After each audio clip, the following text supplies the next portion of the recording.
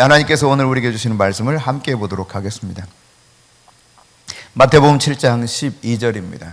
네, 하나님의 말씀 함께 받들어 읽습니다. 그러므로 무엇이든지 남에게 대접을 받고자 하는 대로 너희도 남을 대접하라. 이것이 율법이요 선지자니라. 아멘.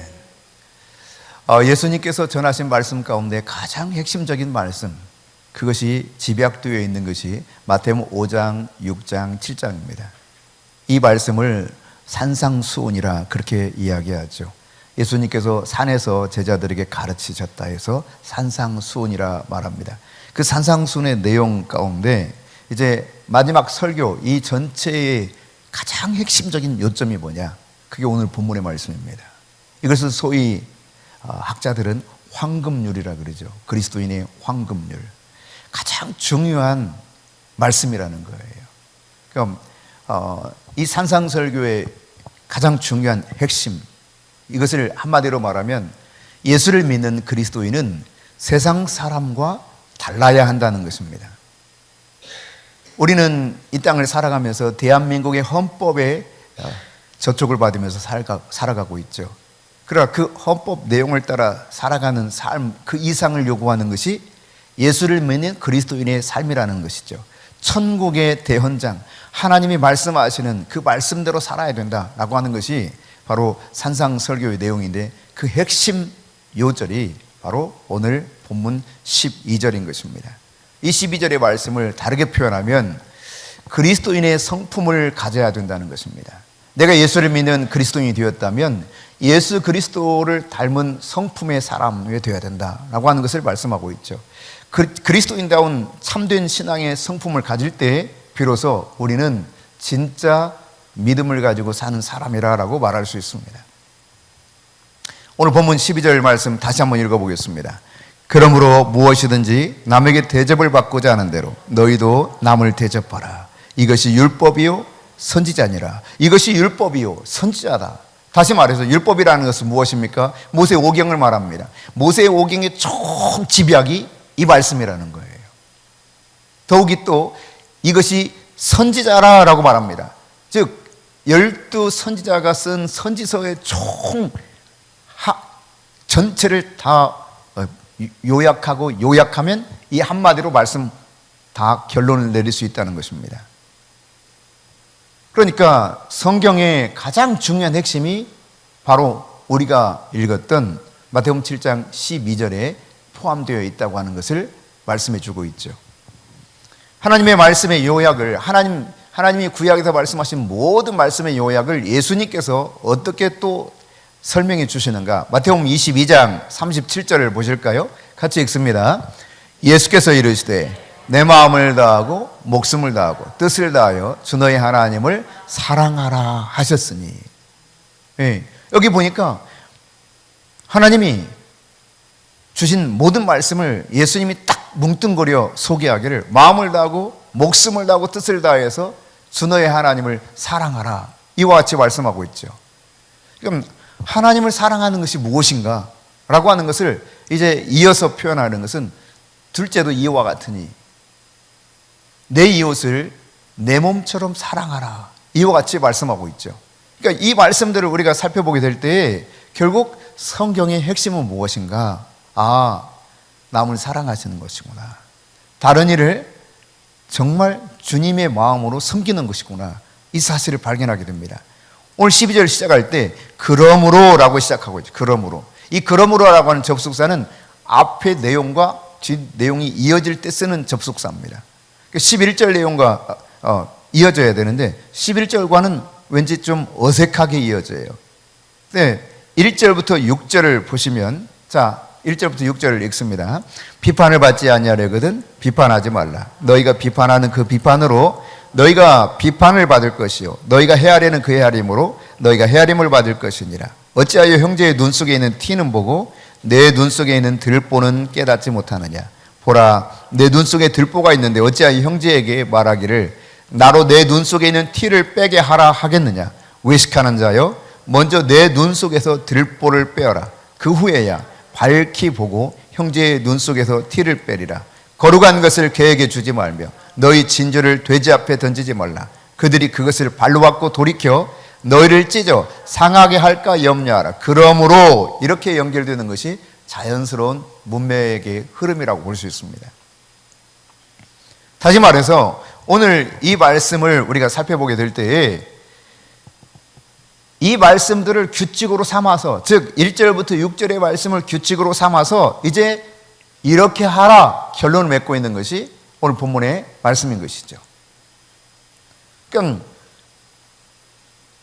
1절부터 6절의 말씀을 보면 형제를 비판하지 말라는 이야기입니다.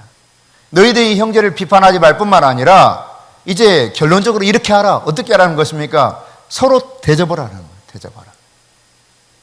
대접을 받고자 하는 대로 대접을 하라. 비판만 하지 말고, 비판하는 건 너희들이 하는 것이 아닐 뿐만 아니라 이 소극적으로 너희들이 삼가야 될 것이 비판하는 것이라면 너희들이 적극적으로 해야 될 것은 무엇이냐? 남에게 자기 자신이 대접받기 원하는 것처럼 대접하며 살아라 라고 주님이 말씀하고 있습니다. 그러니까 진짜 제대로 된 신앙은 이웃을 비판하거나 정죄의 대상으로 보지 않습니다. 오히려 어떻게 한다는 것입니까? 사랑과 섬김의 대상으로 본다는 것입니다. 이것이 진짜 신앙, 가진사의 모습이라는 것을 말씀하고 있어요. 여러분, 그럼 이웃은 누구입니까? 이웃은 먼저 남편 혹은 아내, 자식, 부모, 가까이 있는 사람, 멀리 있는 사람, 그리고 그냥 누구인지도 잘 모르는 사람, 다 이웃에 포함됩니다. 그러니까 이 모든 사람을 어떻게 대하라는 것입니까? 섬김의 대상으로 보라는 거예요. 섬김의 대상으로. 비판하지 말고 섬김의 대상으로 보라. 여러분, 비판하는 것은 참 쾌감이 있습니다. 그리고 또 그걸 말하면 맞아. 이게 공감을 유발해요. 근데 주님은 말씀하고 있어요. 비판하지 말고, 그리스도인이라면, 너희가 그리스도인이라면 비판하지 말아라. 너희가 그리스도인이라면 더욱이 이제 내가 이렇게 살기를 원하는데 남에게 대접하며 살아라. 네가 대접받고 싶은 대로 남을 대접하며 살아라. 이게 주님 말씀이에요. 그러므로 여러분, 사람들을 바라보게 될 때 매의 눈으로 바라보면서 비판과 정죄하는 것에 빠지지 마시고 도리어 섬겨야 될 대상, 사랑의 대상으로 볼 수 있기를 바랍니다. 그러니까 사랑하기 위해서, 사랑으로 만나기 위해서 우리가 있는 거예요. 오늘 또 우리는 사랑하기 위해서 존재하는 사람들입니다. 이 자리에 있는 건 서로 사랑하고 서로 대접하기 위해서 있다는 사실입니다. 마가복음 10장 43절부터 45절에 예수님이 말씀하고 있죠. 같이 읽습니다. 너희 중에는 그렇지 않을지니 너희 중에 누구든지 크고자 하는 자는 너희를 섬기는 자가 되고 너희 중에 누구든지 으뜸이 되고자 하는 자는 모든 사람의 종이 되어야 하리라. 인자가 온 것은 섬김을 받으려 함이 아니라 도리어 섬기려 하고 자기 목숨을 많은 사람의 대속물로 주려 함이니라. 그러니까 예수님이 오신 목적을 이처럼 설명하고 있습니다. 우리가 정말 땅에서 으뜸이 되기 원하고 하늘나라에서도 영원히 으뜸이 되기 원한다면 섬김을 받으려 하지 말고 도리어 섬기라는 것입니다. 예수님이 우리를 어떻게 섬기셨는지 성경은 우리들에게 가르쳐주고 있죠. 예수님 말씀합니다. 나는 섬김을 받으러 온 것이 아니라 도리어 섬기려 왔는데 내 목숨을 너를 위해서 주기 위해 왔다. 섬김이 극치입니다. 이것이 바로 주님 오신 목적이라고 설명하고 있고 우리는 주님을 닮아가는 그리스도인, 주님을 닮은 그리스도인이라고 성경에서 그리고 사람들이 그렇게 표현하고 있죠. 안디옥의 예수 믿는 사람들을 그리스도인이라고 불렀습니다. 왜냐하면 그들이 정말 그리스도를 닮아가고 있었기 때문에 그렇습니다. 그리스도인이라고 하는 것은 그리스도처럼 닮았다는 거예요. 꼭 예수님 같다 그런 말입니다. 예수님 같다는 말은 예수님이 어떻게 사셨는가를 바라보고 예수님처럼 사는 삶을 이야기하는 것이죠. 그러니까 섬김이 없는 사람은 그리스도인이라고 말하기 참 어렵습니다. 종교인이 될 수 있을지 모르지만 그는 그리스도인이라고 할 수가 없습니다. 마태복음 창세기 18장에 보면 아브라함이 세 사람이 자기 집에 찾아왔는데 아주 극진히 대접하죠.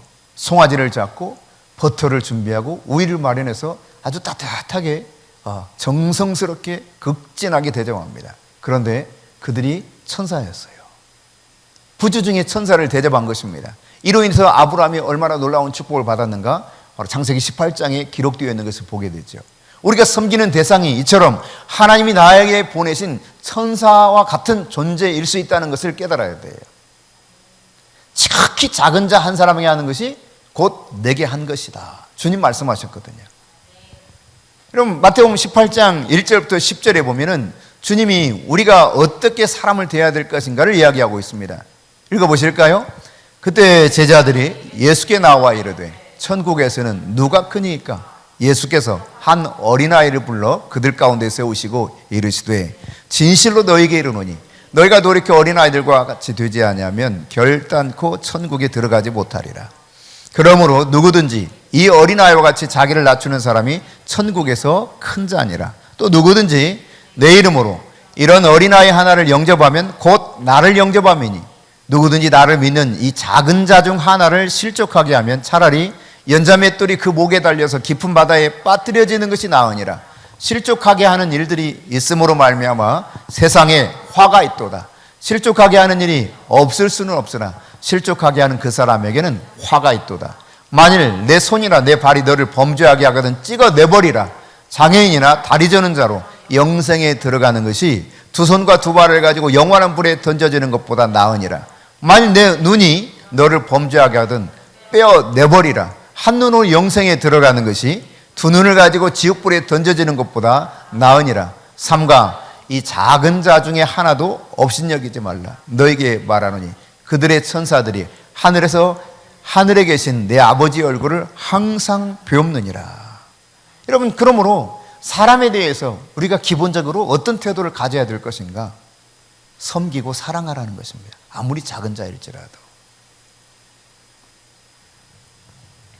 절대로 업신여기지 말라는 것입니다. 작은 자 중에 하나도 업신여기지 말라. 이것이 주님께서 우리에게 말씀하시는 신앙적인 삶이라고 하는 것을 말씀해 주고 있죠. 참된 신앙은 이처럼 섬기는 것이요 사랑하는 것입니다. 남에게 대접을 받고자 하는 대로 너희도 남을 대접하라. 내가 대접받기 위해서 이기적인 목적으로 그렇게 하라는 의미가 아닙니다.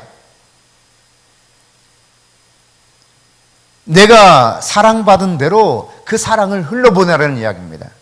여러분, 마태복음 6장 12절에 주님께서 너희는 이렇게 기도하라 하는 내용 가운데 우리에게 죄 지은 자를 사하여 준 것 같이 우리 죄를 사하여 주시옵고 이렇게 말씀하고 있죠.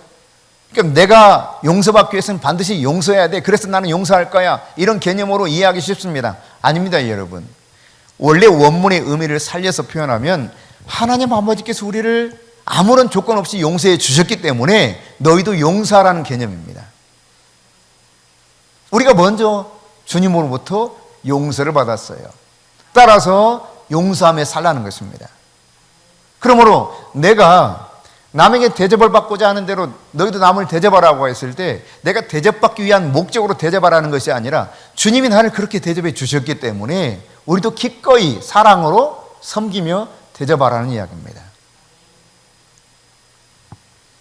여러분, 마태복음 5장 46절, 47절에서 무엇을 말하고 있습니까? 만일 우리가 우리를 사랑하는 사람만 사랑하면 그 무슨 상이 있겠냐는 거예요. 이건 세리들도 그렇게 한다. 그러니까 유대인들이 생각하는 최고의 죄인이 세리입니다. 그러니까 가장 죄수 중에 죄수들도 다 그렇게 한다는 거예요. 여러분, 어깨들 있잖아요. 어깨들. 이 사람들 얼마나 의리가 대단합니까? 대단합니다. 몇십 년 만에 출소한 그 두목이 딱 나타나니까요.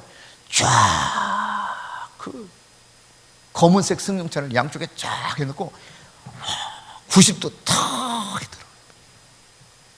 의리. 그러니까 세리들도 그렇게 한다. 그런 의미입니다, 여러분. 그들끼리 사랑하는 거, 우리끼리 사랑하는 거 누구든지 다 할 수 있다는 이야기입니다. 나에게 잘해주는 사람에게 내가 잘해주는 거 얼마든지 할 수 있다는 것입니다. 그러면 받을 상이 아무것도 없다는 것이죠. 그러므로 이 말씀을 우리가 생각해 보면 우리에게 더 이상 미움의 대상이 있을 수 없다는 이야기입니다. 더 이상 무관심의 대상이 있을 수 없다는 이야기입니다. 조건 없는 하나님의 사랑을 우리가 받았던 것처럼 우리 또한 그렇게 조건 없이 사랑하며 섬기며 사는 것이 그리스도인이다. 예수님이 산상수훈의 마지막 결론을 이렇게 내리고 있는 거예요. 여러분, 오늘 이 말씀은 우리가 이 땅을 살아가면서 어떤 생각을 가지고 살아가도록 요구하고 있는가? 우리가 빚진 자라는 거예요. 빚진 자. 빚진 자의 마음을 가지고 살라는 것입니다. 여러분, 우리는 누구든지 언제든지 자기 중심적으로 생각해요.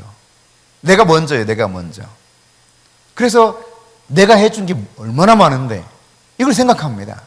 늘 마치 채권자처럼 너 나한테 갚아야 돼. 안 그래? 이 정도 내가 했으면 너 갚아야지. 이런 마음을 가지고 있습니다. 그러나 주님은 말씀하고 있는 것이죠. 우리가 얼마나 빚진 자인가를 알라는 것입니다. 그 빚진 자의 마음을 가지고 남을 대접하라는 거예요. 여러분, 마태복음 18장 23절부터 33절에 보면 1만 달란트 빚진 자와 100대나무 빚진 자의 이야기가 나옵니다. 이 1만 달란트 빚진 자가 도무지 갚을 수가 없죠. 다 탕감받았습니다. 얼마나 날아갈 듯이 정말 기쁘고 행복하겠어요. 두 다리 쭉 뻗고 이제 잠을 자겠다 싶어도 너무 즐겁게 오는데 눈앞에 딱 거슬리는 한 사람이 나타납니다. 자기 빚을 조금 꾸어간 사람이에요. 멱살을 당장 잡죠. 너 오늘 빚값 안 갚으면 내가 그냥 옥에 집어넣겠다고. 조금만 기다려달라고. 조금만 기다려달라고. 아니라고. 오늘 당장 갚아야 된다고. 그게 안 되니까 옥에 집어넣었어. 여러분, 이 사실을 다시 알게 된 주인이 어떻게 합니까? 이 악한 자야. 이 악한 자야. 우리 사실 빚진 자거든요. 도무지 갚을 능력이 없어서 주님이 우리의 죄의 빚을 다 탕감해 주신 거예요. 십자가에서 이 모든 것을 다 탕감해 주신 것입니다.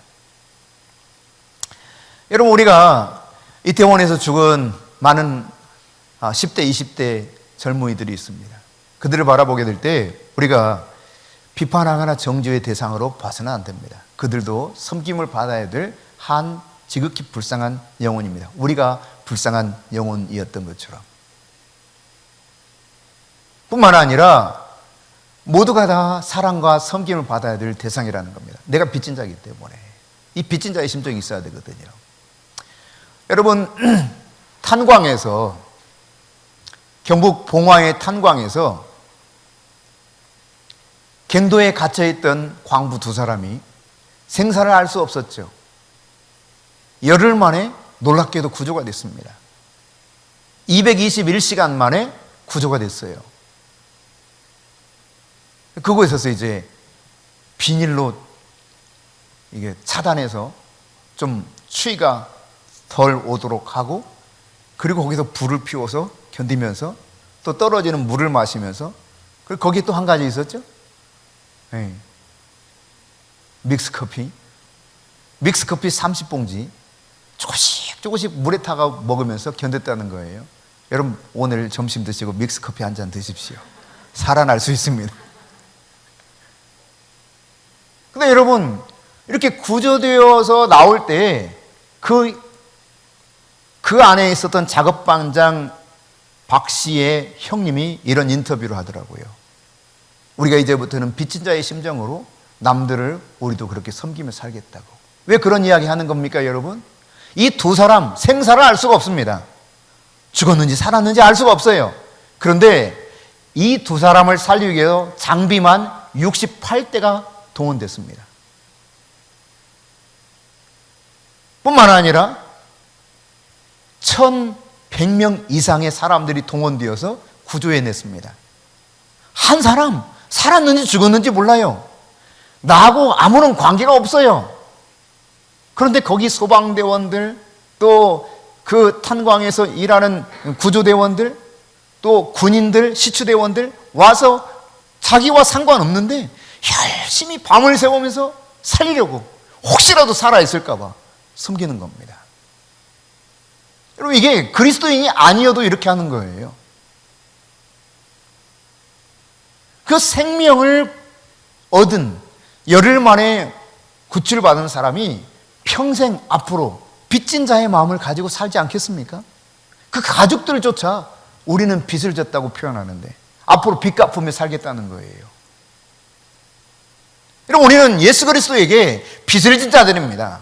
영원히 갚을 수 없는, 도무지 해결할 수 없는 죄의 문제, 예수 그리스도의 십자가에서 피 흘려 죽으심으로 우리의 모든 죄와 허물을 다 도말하여 주셨어요. 원수 마귀가 도무지 찾을래야 찾을 수 없도록 깨끗이 지워버렸습니다. 할렐루야.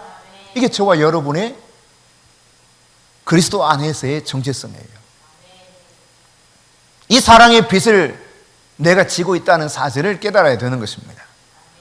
빚진 자의 마음을 갖지 못하고 늘 채권자의 생각을 가지고 저놈이 나한테 빚졌는데 빚 안 갚네? 이 마음 가지고 살아가는 겁니다. 여러분, 우리는 엄청난 빚, 자자손손 되도록 갚아도 갚지 못할 그 엄청난 빚을 주님으로부터 탕감받은 존재라는 사실을 한 시간도, 한 시각도 잊어서는 안 된다는 이야기입니다. 사랑의 빚진 자입니다. 이 빚을 진 자는 그저 겸손할 뿐입니다. 감사할 뿐이죠. 눈물밖에는 더 이상 어떻게 표현할 수 있겠습니까? 하나님의 은혜가 얼마나 크다, 이것을 어떻게 표현할 수 있겠어요? 여러분, 열흘 만에 살아는 그 감격을 여러분 어떻게 표현할 수 있겠어요? 제2의 인생을 산다고 표현합니다. 단 열흘 만에 살아난 그 한 가지 사건 때문에도 영생을 얻은 것이 아니라 일순간 이상에서 이 세상에서 70, 80 살 것입니다. 조금 더 살면 100세 살겠죠. 100세. 그래도 그 은혜를 잊을 수 없다는 거예요. 그런데 우리는 영원한 생명을 얻은 자입니다. 영생을 얻은 자. 아무런 조건 없이 예수님, 그분이 우리 대신 십자가에서 달려 돌아가셨다는 사실을 내가 믿음으로 나의 구조로 영접했을 때 일어난 엄청난 사건이 내 안에 일어난 거예요. 그러므로 여러분, 내가 얼마나 빚을 많이 지고 있는가, 이것을 늘 생각하면서 살아야 된다는 사실을 가르쳐주고 있습니다. 제대로 된 신앙을 가지고 있는 사람은 나는 빚진 자다, 나는 너무너무 빚을 많이 지고 있는 자다. 여러분, 내가 예수 믿기까지 얼마나 또 많은 빚을 졌습니까? 누군가 나를 위해서 기도했고 누군가 나를 위해서 헌신했습니다. 내가 이만큼 믿음이 성장하는 과정 가운데 내가 얼마나 많은 빚을 졌습니까? 빚진 자의 마음을 가지고 남을 대접하고 살아가는 것이 제대로 된 참된 신앙을 가진 사람이라는 사실입니다. 그런가 하면 여러분, 우리의 삶이 사랑과 섬김의 삶이 될 때 제대로 된 신앙을 가지고 있다고 말할 수 있는 것입니다. 오늘 본문이 그것을 우리에게 가르쳐주고 있는 것입니다. 여러분, 로마서 12장 9절부터 13절에 보면, 자, 같이 읽습니다. 사랑에는 거짓이 없나니 악을 미워하고 선에 속하라. 형제를 사랑하여 서로 우애하고 존경하기를 서로 먼저 하며 부지런하여 게으르지 말고 열심을 품고 주를 섬기라. 소망 중에 즐거워하며 환난 중에 참으며 기도에 항상 힘쓰며 성도들의 쓸 것을 공급하며 손 대접하기를 힘쓰라. 여기 보시면 어떻게 하라는 것입니까? 남을 대접하며 살라는 거예요. 베드로전서 4장 7절부터 10절입니다. 같이요. 만물의 마지막이 가까이 왔으니 그러므로 너희는 정신을 차리고 근신하여 기도하라. 무엇보다도 뜨겁게 서로 사랑할지니 사랑은 허다한 죄를 덮느니라.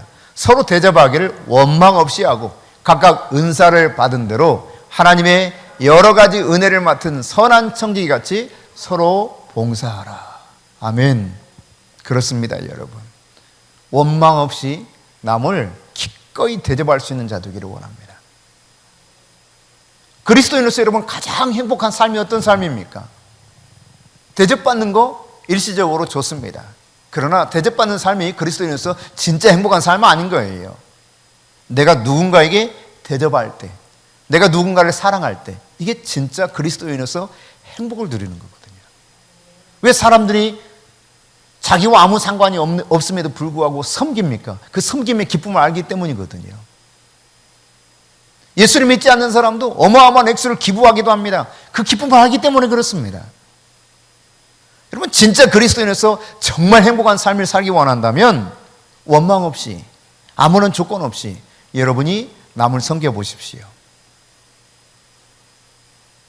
오늘 기꺼이 대접을 한다면 그것이야말로 내 인생이 얼마나 진짜 행복한가 깨달아갈 것입니다. 받으려고 하기 때문에 행복을 다 잃어버리고 사는 거예요. 주려고 하면 주면 줄수록 기쁘고 감사하고 행복해요. 신기한 일입니다. 내가 주고 또 주면 내가 행복해질 뿐만 아니라 주는 자에게 하나님이 약속하신 것처럼 주라 그리하면 너에게 후히 되어 흔들어 넘치도록 더해주겠다 하시는 하나님의 놀라운 은혜가 우리에게 더불어서 오는 거예요. 여러분, 예수님께서는 우리를 위해서 자신의 삶을 송두리째 다 내어주시지 않았습니까? 완전히 다 내어주셨습니다. 살을 찢기시고 물과 피를 다 쏟으셨습니다. 그 삶 전체를 다 주신 것입니다. 그분이 그렇게 말씀하고 있습니다. 너희들이 진정으로 나의 제자가 되기 원한다면, 너희들이 진짜 참된 신앙생활을 하기 원한다면 남에게 대접을 받고자 하는 자로 남을 대접해라. 주님 말씀하고 있는 것이죠. 여러분, 근데 대접하는데 좀 좋지 않은 대접이 있습니다. 나쁜 모습이죠. 원망하면서 대접하는 것입니다. 짜증내면서 대접하는 것입니다. 비난하면서 대접하는 것입니다. 억지로 대접하는 것입니다. 목적을, 특별한 의도를 가지고 대접하는 것입니다. 이런 것이 아닙니다. 주님이 말씀하시는 것은 전혀 조건이 없습니다. 저 사람이 나에게 무엇을 돌려주든 그렇지 않든 상관없습니다. 우리 주님이 우리에게 조건 없이 자기 자신을 다 내어주셨던 것처럼 우리가 내어주게 될 때 주님은 그것이 진짜 나를 따라오는 제자의 삶이다 말씀하고 있는 것입니다. 그러면 여러분, 우리가 이 황금률을 정말 제대로 우리 삶에 적용하려면 어떻게 할 수 있습니까? 먼저 여러분, 하나님을 진짜 사랑해야 돼요. 하나님을 정말 사랑해야 비로소 내가 그 주님의 그 사랑을 내가 흘러보낼 수 있는 거예요. 마태복음 22장 37절부터 40절입니다. 같이 읽습니다. 예수께서 이르시되 내 마음을 다하고 목숨을 다하고 뜻을 다하여 주 너의 하나님을 사랑하라 하셨으니 이것이 크고 첫째 되는 계명이요 둘째도 그와 같으니 내 이웃을 내 자신같이 사랑하라 하셨으니 이 두 계명이 온 율법과 선지자의 강령이니라. 하나님을 진정으로 사랑해야 남을 사랑할 수 있어요. 그러면 여러분이 정말 남을 사랑하고 남을 대접하기 원한다면 하나님을 마음을 다해서 목숨을 다해서 뜻을 다해서 사랑할 수 있어야 돼요. 그래야 이웃을 자기 몸처럼 사랑할 수 있게 되는 것입니다. 왜 이웃을 제대로 사랑하지 못하느냐? 하나님 사랑을 제대로 깨닫지 못하고 하나님을 제대로 사랑하지 못하기 때문에 그런 것입니다. 하나님의 사랑을 알고 하나님의 사랑을 내가 누리면서 그 하나님을 진실로 목숨을 다해서 사랑할 줄 아는 사람이라면 저절로 이웃을 사랑하게 되어 있습니다. 그냥 자연스럽게 흘러가는 거예요. 하나님을 제대로 사랑하는 사람은 그렇게 살아가게 되어 있습니다. 여러분, 어떻게 이 말씀, 주님이 말씀하신 이 황금률을 내가 그대로 적용하면서 인생을 살아갈 수 있는가? 여러분, 그리스도인은 항상 다른 사람의 입장에 서 있어야 됩니다. 그래야 다른 사람을 그렇게 섬길 수 있습니다. 여러분, 하나님께서도 우리를 섬기기 위해서 인간의 몸을 입고 이 땅에 오도록 예수 그리스도를 보내신 겁니다. 본체가 하나님이셨습니다. 그래서 인간을 섬기기 위해서 인간의 모습으로 인간의 입장에 서야 되기 때문에 인간처럼 고난당하고 인간처럼 굶주리고 인간처럼 잠도 못 주무시고 인간처럼 조롱당하고 핍박당하고 찔려 죽으시고 이 모든 과정을 통해서 인간의 입장에 섰을 때 비로소 제대로 섬길 수 있었습니다. 다른 사람이 입장에 서 있을 수 있어야 돼요. 여러분, 구조하는 사람이 구조받을 사람에 대한 그 입장에 서서 얼마나 간절히 애탈까, 그 마음 가지고 하지 않는 한 얼마나 짜증스럽겠어요. 내가 이 추운 날 왜 덜덜 떨면서 이 짓을 해야 되나, 이런 마음 갖지 않겠습니까? 내가 그 속에 갇힌 자의 입장이 되어서 나라면 어떻게 할 것인가. 여러분, 다른 사람의 입장에 설 수 있어야 돼요. 그래야 남을 제대로 섬길 수 있습니다. 그러니까 자기 본위로 생각하기 때문에, 자기 입장만 생각하기 때문에 섬길 수가 없는 거예요. 나. 이것은 아직 온전한 그리스도인이 되지 못한 옛사람의 모습으로 여전히 살아가고 있는 것이죠. 마지막으로 여러분, 이 황금률을 제대로 적용하기 위해서는 다른 사람을 긍휼의 관점으로 바라볼 수 있어야 돼요. 주님의 마음으로 바라볼 수 있어야 되는 것입니다. 불쌍히 여기는 마음을 가지고 있어야 돼요.